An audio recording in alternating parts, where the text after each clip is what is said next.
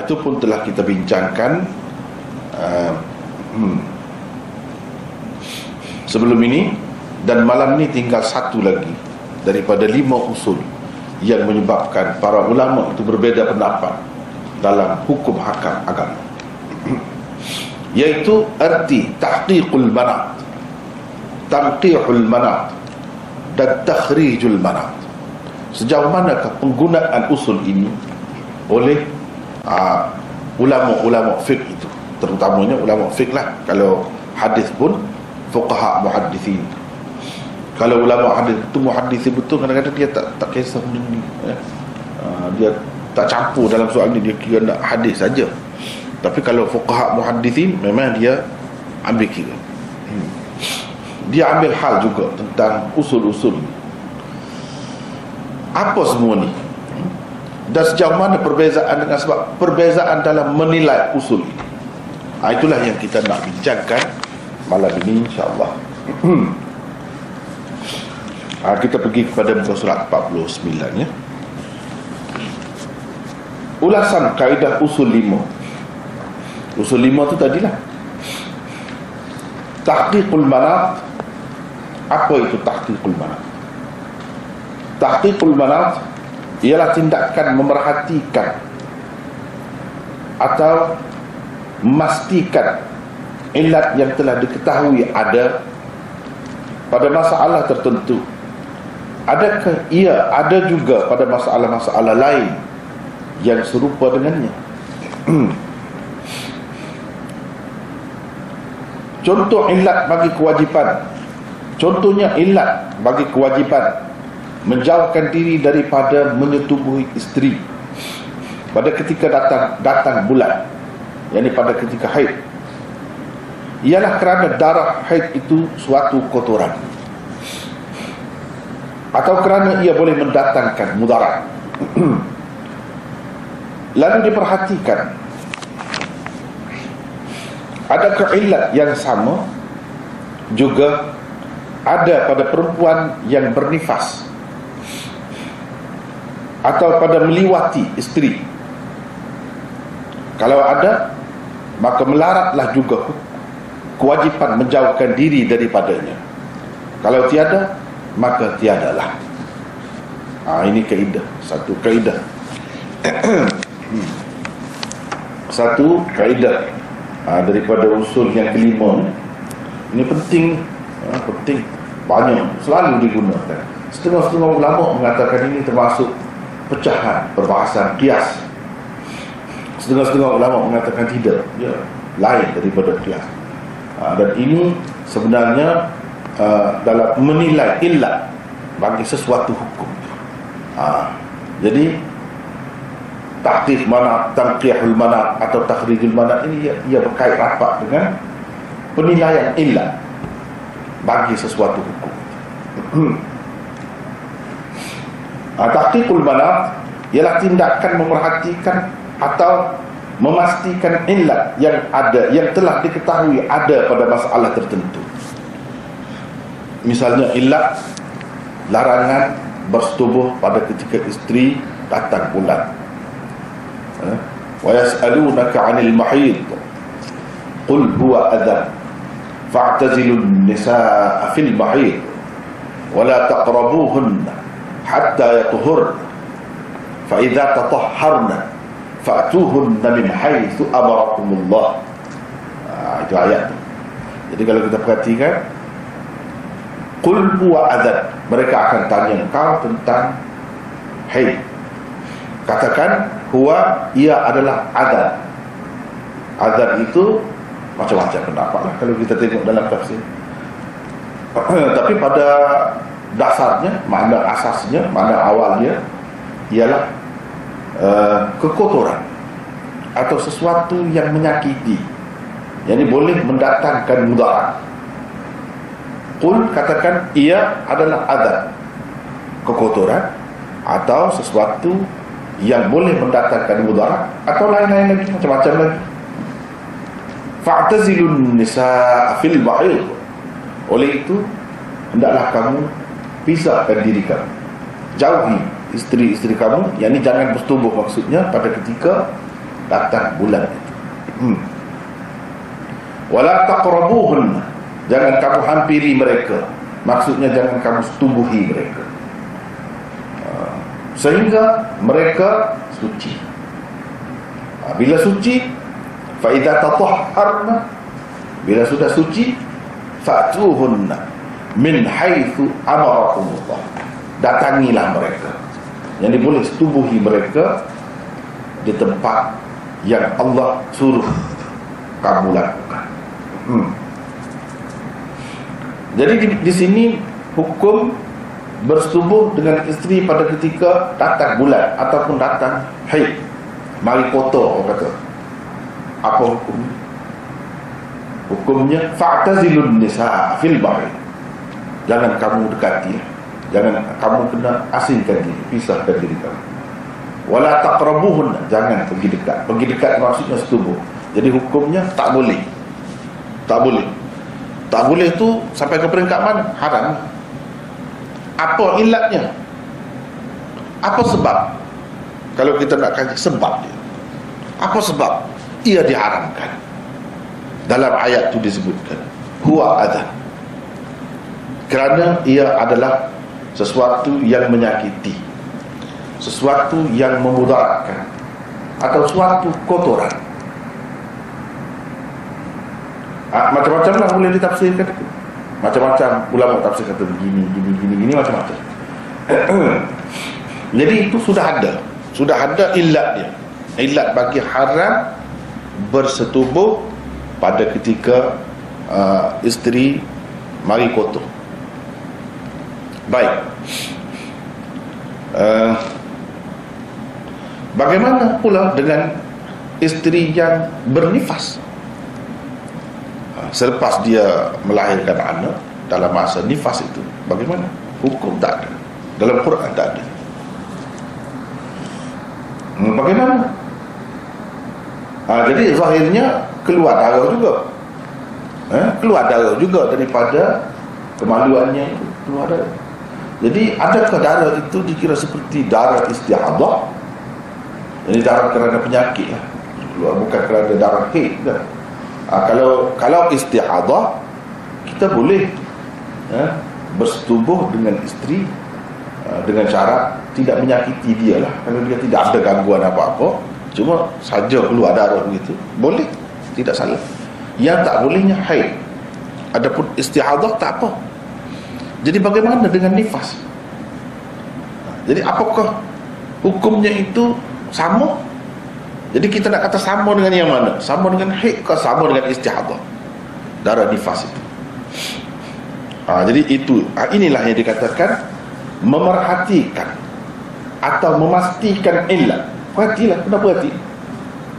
Yang telah diketahui ada pada masalah tertentu, misalnya masalah haid tadi, bersetubuh pada masa datang bulan. Adakah juga ada pada masalah-masalah lain? Misalnya bersetubuh pada ketika isteri itu bernifas, boleh ke tidak? Tidak ada larangan, tidak. Tapi zahirnya nampak macam sama. Dari segi darah tu keluar sama daripada kemaluannya. Tapi kalau kita tengok ya, dari segi tak boleh sembahyang, dilarang bersembahyang, sama dengan wai kotor, sama. Jadi dari segi itu mungkin kita kata tak boleh juga, sebab lebih banyak serupa dengan haid, datang bulan itu. Dia tidak serupa dengan istihadah. Kalau istihadah ni dia kena sembahyang juga, tidak terkecuali daripada sembahyang itu, kena sembahyang juga. Jadi nampaknya nifas itu lebih serupa dengan haid. Tapi adakah darah yang keluar itu merupakan azan? Yani illat yang sama ada ke juga di situ? Kalau kita tengok dari segi hukum yang lain-lain, sama dengan haid, iaitu dari segi tak boleh bersembahyang apa semua tu sama. Tapi adakah azan itu, sebab azan itu yang disebutkan sebagai illatnya, atau saja dari segi sembahyang saja samanya tak boleh, tapi dari segi azan itu tidak ada? Macam mana? Itu satu. Ataupun dalam kes seseorang bersetubuh melalui dubur, ataupun kita kata meliwati isteri. Jadi adakah ini ilat yang sama, azan itu ada di situ untuk kita katakan haram, seperti mana bersetubuh melalui kemaluannya pada ketika mai kotor? Adakah sama atau tidak? Azan itu ada ke tidak? Kalau azan itu kita katakan maksudnya kekotoran, maka nampaknya sama-sama kotor. Darah nifas pun kotor. Kalau darah istihadah itu lain, sebab Rasul ada hadis, ada hadis yang menyebutkan kena sembahyang begitu begini, dia bagi panduan. Tapi kalau nifas itu sama dari segi, kemudian dari segi kotor pun kotor juga, dan ia berkait dengan rahim juga. Ada berkait dengan rahim juga, berkait dengan anak lah. Cuma itu sebelum, ini selepas. Dari segi kotor tu kotor, dari segi berbau dia pun bau. Sama, lebih kurang lah kita kata. Ada beza sikit sebanyak tu tak kira lah. Tapi memang tidak menyeronokkan, tidak menarik, tak suka lah. Si suami pun tidak suka, isteri pun tak suka mana juga. Jadi itu satu. Yang liwat macam mana? Adakah ia termasuk dalam tak boleh seperti dengan lelaki atau perempuan lain? Kalau isteri ni macam mana? Jadi kalau melihat kepada azan, pada liwat itu dia lebih teruk lagi, ada kekotorannya. Sebab itu kekotoran darah yang tadi itu, yang ini kekotoran najis, lebih berat lagi. Yang di sana datang bulan itu, mari haid, keluar haid itu, dia tidak sentiasa ada. Kita kata dalam sebulan 7 hari atau 6 hari saja. Pada masa-masa yang lain dia tidak ada. Ia bersih. Tetapi kalau menyetubuh isteri pada dubur itu memang tempat kekotoran setiap waktu, setiap masa. Jadi kalau nak kira dari segi ilat kekotoran itu, ada padanya lebih lagi daripada pada kubul ataupun kemaluan perempuan itu. Jadi dari segi itu kita kata tak boleh, haram jugalah. Meliwat pun haram, bersetubuh pada ketika mai kotor pun haram. Tetapi ada ulama yang khilaf lagi. Dia kata itu lain. Yang jelas dalam Quran sebut haid. Adapun nifas tak ada sebut, maka hukumnya lain, berbeza, ringan sikit. Sama juga liwat, walaupun kotor, walaupun apa pun kita kata, tapi tak ada sebut dalam Quran, tak ada sebut dalam Quran. Jadi dengan sebab itu dia kata hukumnya berbeza. Kata azan itu boleh jadi maksudnya lain, bukan maksudnya kotoran, bukan maksudnya kotoran. Katakanlah kalau semata-mata kotor, boleh jadi bukan darah tapi benda lain, sesuatu yang lain yang juga kotor ataupun berbau busuk ada, tetapi bukan haid. Apakah kita tidak boleh bersetubuh dengan isteri? Boleh. Yang tak bolehnya haid, sebab dia sebut haid, selagi dia tidak menyakiti dia, boleh. Itu juga yang ni dia kata walaupun kotor, walaupun apa, tapi dalam Quran sudah sebut secara umum, nisa'ukum harthul lakum, isteri-isteri kamu tu adalah benda ladang kamu. Cuma dia kata fa'tu harthakum anna syi'tum. Maknanya kena ikut cara dia lah. Kalau benda ataupun sawah ataupun ladang, dia ada hasil dia, kamu datangi tempat yang ada hasil. Maksudnya kalau hasil tu anak lah. Kalau bersetubuh pada tempat lain, dia bukan tempat anak, tak akan dapat hasil. Kalau tanah, mana tanah yang subur. Jadi kalau pada dubur itu bukan, dia kata itu bukan tempatnya. Jadi banyak lagi perbahasan di situ. Ada yang kata walaupun bukan tempatnya, Tetapi isteri itu ladang secara umumnya dia benar. Sebab betul yang saya nak ceritanya, kita pun tidak nak pergi jauh, sekadar ada khilaf. Sekadar ada khilaf. Sebab apa ada khilaf? Yang kata tak boleh, dia kata ilatnya azan lah. Yang kata boleh, dia pun terima juga azan. Tapi azan itu apa makna dia sebenarnya? Apa makna dia sebenarnya? Adakah kotor saja? Kalau semata-mata kotor, bukan darah haid pun mungkin ada pada ketika-ketika tertentu, ada penyakit-penyakit tertentu kotor. Jadi itu yang dibahaskan. Kemudian azan itu boleh jadi sesuatu yang menjijikkan, boleh jadi menyebabkan si suami itu kepada setengah-setengah orang dia jadi serik, dia jadi dah mati nafsu apabila terkena keadaan-keadaan tadi. Jadi Allah SWT nak mengelak daripada berlaku keadaan seperti itu, dia larang. Itu maksudnya azan. Jadi azan itu ada juga pada selain haid, jadi tak boleh kata dia. Tapi yang kata boleh, dia kata azan itu masih lagi luas maknanya, masih lagi luas. Dia kata ilat itu tidak ada pada yang ini. Sebabnya kalau seseorang itu dari segi hukum had pun masih ada lagi khilaf. Kalau seseorang itu bersetubuh, dia kena rejam, kena sembat apa. Kalau liwat, tidak, lain pula hukumnya. Ada yang kata tak, macam tu juga. Ada yang kata tidak. Tengok, sudah berbeza. Sebab hukum dia berbeza. Jadi di sini pun sama juga. Bagi orang yang kata ilat tu sama, dia kata ya haram. Bagi yang kata ilatnya tidak sama, apa yang dikatakan azan itu ada pada itu, pada tempat lain tidak sama, maka dia kata tidak haram. Masih ada khilaf lagi. Itulah yang punca jadi khilaf.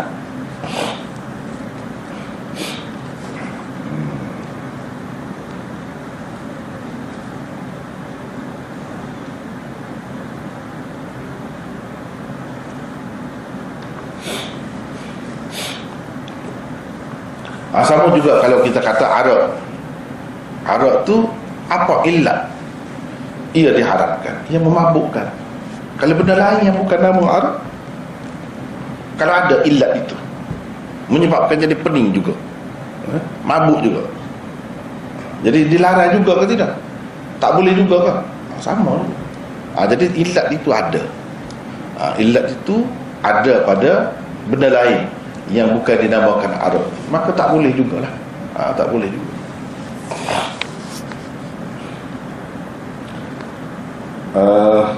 Sama juga kita tengok banyak kes-kes yang lain lagi, macam arak memabukkan, merosakkan akal. Boleh kita tengok baik hukum Nabi macam mana. Nabi yang dikatakan Nabi itu, adakah haram seperti arak? Tengok, kalau ada memabukkan itu sama, kalau tak ada, tak ada lah. Jadi ilat tu tidak ada. Kalau macam kita kata bunuh diri memang haram. La taqtulu anfusakum, jangan bunuh diri kamu. La tulqu bi aydikum ila tahlukah, jangan campakkan diri kamu ke dalam kebinasaan. Itu memang haram. Kemudian dalam hadis pun ada juga sampai Nabi SAW tak mahu pergi menyembahyangkan jenazah orang yang bunuh diri. Baik, sekarang ni itu tak apalah, yang jelas lah. Tapi kalau dah ada, dia akhirnya mati. Cuma tidak sekaligus, tidak terus, mengambil masa sedikit. Jadi sekarang ni kita nak tahu hukum dadah, hukum rokok misalnya, macam mana? Adakah ia termasuk dalam bunuh diri atau tidak?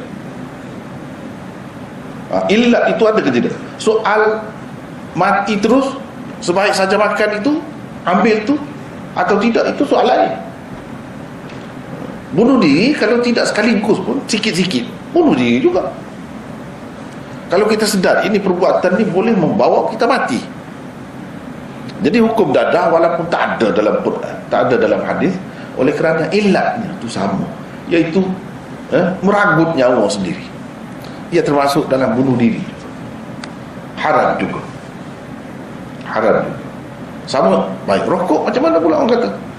Jadi dulu orang tak nampak sangat. Dia kira dari segi bau busuk dia begitu saja. Tapi mengikut kajian doktor-doktor yang kemudian terkini, mereka kata bunuh diri juga, tapi bunuh diri secara beransur-ansur. Jadi bila kata masuk dalam bunuh diri secara sekaligus atau beransur-ansur, sama juga hukumnya. Tak boleh juga lah. Itu sebab ramai di mana-mana ulama-ulama sekarang ni mengatakan rokok pun haram. Asalnya tidak ada dalam hadis, dalam Quran, jauhlah. Nak ada dalam Quran itu tak ada. Tapi yang kita nak kata haram tu, ulama yang kata haram tu apa sebab? Apa ilatnya? Dia tengok ilat yang ada pada bunuh diri itu ada juga di sini. Ada juga di sini. Jadi itu dikatakan tahqiqul mana, memastikan adanya ilat yang sama. Ilat bunuh diri itu di sini ada juga. Bila ada, maka dapat buat keputusan, dapat menyimpulkan sesuatu hukum, iaitu haram. Bunuh diri adalah haram dengan apa cara sekalipun. Bukan kata bunuh diri ini potong dengan pisau, nadi, ataupun makan racun, ambil racun, bukan begitu. Dalam bentuk lain pun kalau membawa ke situ, walaupun dalam masa yang agak lama sedikit, tak boleh, dalam keadaan sedar gitu. Itulah sebab ramai ulama-ulama kemudian ni kata rokok pun haram. Apa sebab? Sebab dia tengok pada ilat tu lah. Inilah yang dikatakan tahqiqul mana. Tahqiqul mana. Sebenarnya kita selalu tengok orang guna tu, tapi apa benda? Apa kaedah? Apa usul yang dia pakai? Sampai diterima dalam Islam, diterima sebagai hukum Islam, walaupun itu hasil ijtihad, bukan yang disebutkan dengan terang di dalam nas, tetapi semua kita terima kena. Apa sebab? Sebab dia tengok kepada ilat tadilah.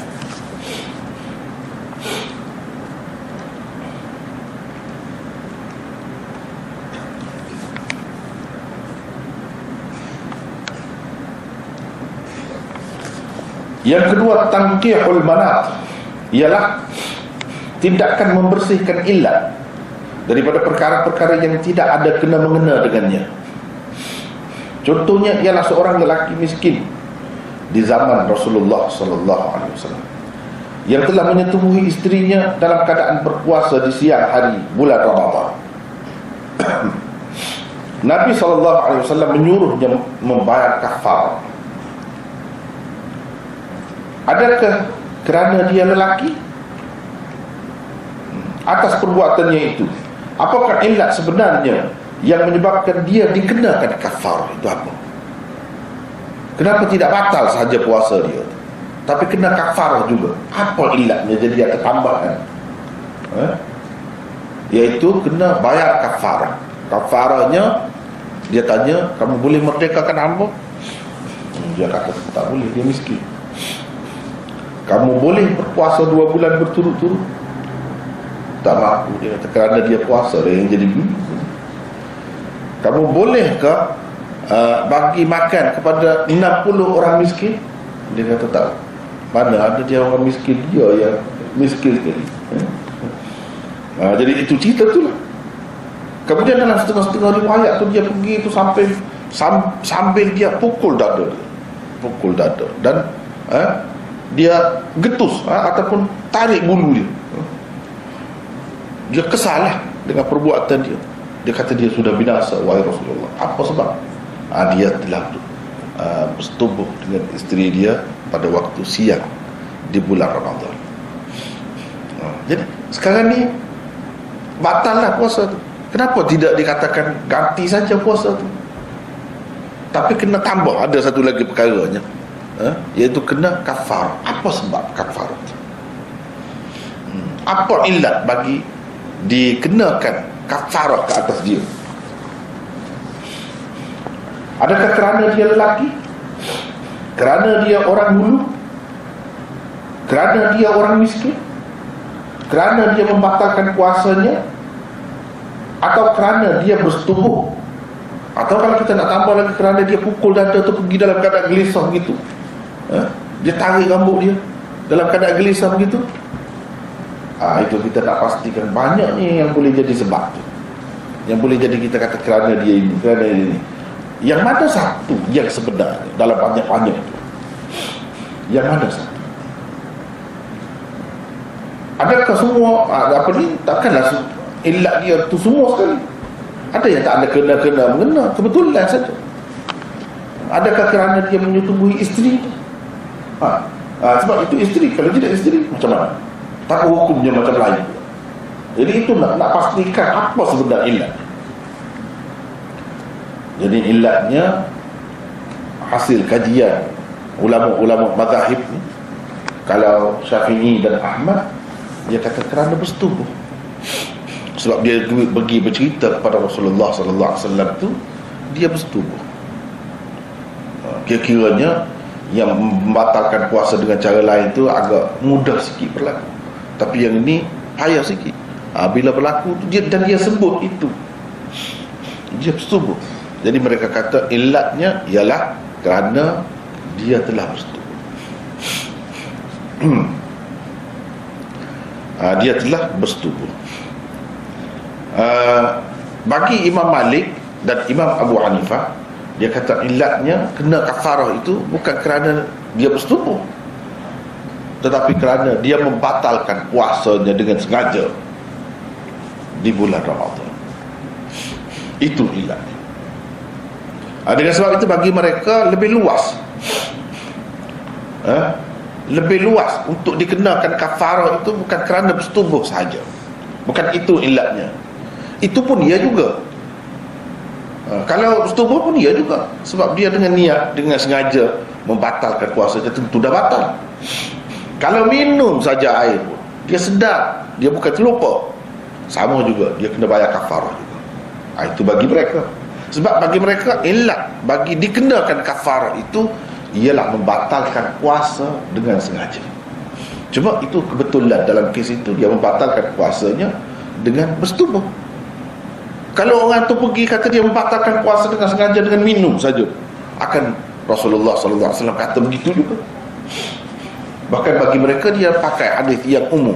Orang tu pergi dia kata saya telah membatalkan puasa saya. Gitu saja, dia tidak kata saya bersetubuh. Nabi sallallahu alaihi wasallam tanya dia, adakah kerana keuzuran atau kerana kamu dalam perjalanan? Tidak, dia kata. Nabi sallallahu alaihi wasallam kata betul perbuatan kamu. Patut apa saya nak buat? Nabi sallallahu alaihi wasallam kata kamu kena kafarah. Jadi kafarah itu berkait dengan makan minum juga. Membatalkan puasa dengan sengaja, bukan khusus dengan bersetubuh dengan isteri saja. Itu bagi mereka begitu. Dari satu segi kita kata teruklah kalau macam tu kan. Sebabnya kalau makan minum pun kena bayar kafarah juga, bukan kena ganti puasa saja. Kalau bagi Syafi'i dan Ahmad tadi, dan orang yang sependapat dengan dia tu, kalau kita walaupun dengan sengaja batalkan puasa dengan minum, dengan makan, itu cuma batal puasa kita saja, kena ganti puasa sajalah. Tetapi nak kafarah tu tidak, kafarah tak kena. Tetapi bagi Malik dan Abu Hanifah ni kafarah kena juga. Kena juga. Boleh jadi kita tengok macam dia agak keras, tapi dari satu segi untuk menjaga, menghindarkan orang ni daripada membatalkan puasa, sebenarnya elok yang lebih umum tu. Elok yang lebih umum tu. Sebab sebagaimana yang kita maklum kan, kadang-kadang orang kita ni dia bagi jalan hela kepada orang ramai ni, supaya kamu tak kena kafarah. Kamu kalau tak boleh nak tahan nafsu kamu buat macam mana? Ambil air dulu, minum, batalkan puasa. Jadi puasa itu batal kerana minum air. Lepas tu bersetubuh itu dibuat selepas batas, bukan terus daripada berpuasa. Itu hela yang dia bagi. Tapi kalau kita pakai mazhab Hanafi dan Malik tadi, hilal tu tak terpakai, sia-sia saja. Kalau dia minum air pun dia kena kafarah juga. Jadi hilal tu tak jadi, tak terpakai, sia-sia saja. Tapi yang ini pula kata bersetubuh itu sebenarnya hilal. Sebab kebanyakan hadis yang lebih banyak menyebutkan dia setubuh, dia menyatakan dia bersetubuh. Adapun hadis yang kata dia telah membatalkan puasa, itu hadis umum. Kita kena tundukkan hadis itu, kaitkan hadis itu dengan hadis khusus, iaitu berkenaan dengan dia membatalkan puasanya dengan bersetubuh. Tapi ada khilaf lah di situ, ada khilaf. Kenapa khilaf? Kerana ilat tu lah. Yang ni kata ini ilat, yang lain-lain semua buat. Dia orang hulu, dia orang jahil, dia orang miskin, itu semua tak kata itu bukan ilat, ini bukan ilat. Semua mazhab kata begitu. Tetapi akhirnya yang ini kata dia bersetubuh, itu ilat sebenarnya. Yang ini kata tidak. Di situ ada khilaf. Tentang lain-lain itu tak ada khilaf. Semua buat. Itu yang dikatakan tangkih, mana membersihkan. Dalam banyak-banyak perkara ni, mana yang paling sesuai untuk dikatakan ilat, bagi hukum kena kafarah itu, mana? Situ ada khilaf. Cuma kita tengok sekarang ni, khilaf berlaku disebabkan hasil tangkihul manat itu berbeza. Guna kaedah ataupun usul ni oleh masing-masing dia berbeza di situ. Jadi khilaf, jadi ada beza. Di situlah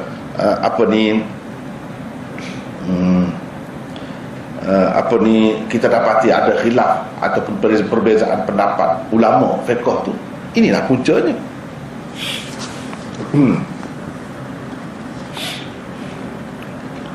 Takhrijul manat. Takhrijul manat ialah menterjihkan sesuatu daripada sekian banyak perkara yang boleh menjadi illat sebagai illat bagi sesuatu hukum ketika tidak ada dalil yang menunjukkannya. Itu dipanggil proses takhrijul manat. Proses takhrijul manat, menterjihkan sesuatu daripada sekian banyak perkara yang boleh menjadi illat sebagai illat bagi sesuatu hukum ketika tidak ada dalil yang menunjukkannya. Itu dipanggil takhrijul manat. Macam hukum tadilah, kita kata dadah, rokok dan sebagainya. Banyak kalau yang menterjemahkan sesuatu daripada sekian banyak. Rokok kenapa haram? Kerana dia busuk, kerana dia itu ini banyak. Yang sebenar. Jadi bila kita pilih satu, keluarkan daripada banyak satu ini, itu dipanggilkan takhrijul manat.